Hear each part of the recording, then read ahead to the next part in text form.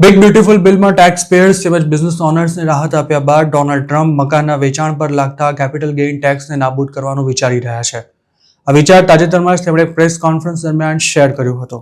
જોર્જિયાના Republican representative માર્જોરી Tyler green દ્વારા આ અંગેનું એક બિલ પણ હાલમાં રજૂ કરવામાં આવ્યું હતું અને ટ્રમ્પે કેપિટલ ગેઇન ટેક્સ નાબૂદ કરવાની વાત કર્યા પછી માર્જોરીએ ટ્રમ્પનો સોશિયલ મીડિયા પર આભાર પણ માન્યો હતો.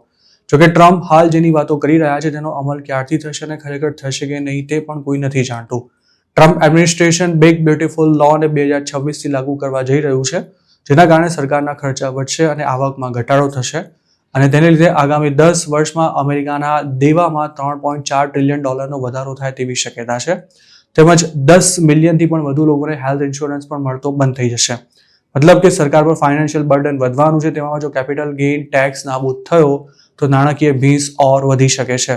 આમ તો દુનિયાના મોટાભાગના દેશોમાં કેપિટલ ગેઇન ટેક્સ અસ્તિત્વ ધરાવે છે અને પ્રોપર્ટીના વેચાણ પર લાગતા કેપિટલ ગેઇન ટેક્સની વાત કરીએ તો મકાનની ખરીદ કિંમત કરતાં જો તેની વેચાણ કિંમત, ઇમ્પ્રુવમેન્ટ કોસ્ટ અને ક્લોઝિંગ ફીને બાદ કરતાં પણ વધારે રહેતી હોય તો આ નફા પર ટેક્સ ભરવો પડે છે. અમેરિકાના કાયદા અનુસાર જો કોઈ પ્રોપર્ટી ખરીદીને એક જ વર્ષમાં તેને વેચી દે તો તેના પર જે કેપિટલ ગેઇન થયો છે તેને શોર્ટ ટર્મ માનવામાં આવશે અને તેના પર સામાન્ય ઇન્કમ ટેક્સ ભરવો પડે છે. પરંતુ જો કોઈ પ્રોપર્ટી ખરીદ્યા બાદ તેનો ઓનર ઓછામાં ઓછા 2 વર્ષ સુધી આ પ્રોપર્ટીમાં રહ્યો હોય અને પ્રોપર્ટીને ખરીદ્યાના 5 વર્ષ બાદ તેને વેચવામાં આવે તો તેને $2.5 લાખ કેપિટલ ગેઇન સુધી ટેક્સમાં રાહત મળી શકે છે અને જો મકાન પતિ પત્નીના નામે હોય તો $5 લાખ કેપિટલ ગેઇન સુધી ઝીરો ટેક્સ લાગે છે, જ્યારે તેનાથી વધુના ગેઇન પર લોંગ ટર્મ કેપિટલ ગેઇન વસૂલવામાં આવે છે.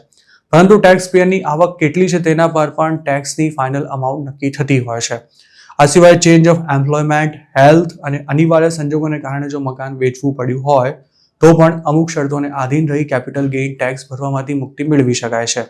જો કોઈ હોમ ઓનર પોતાની રેન્ટલ પ્રોપર્ટી કે પછી સેકન્ડ હોમ વેચે તો તેના પર લાગતા કેપિટલ ગેઇન ટેક્સની ફોર્મ્યુલા અલગ રહેતી હોય છે.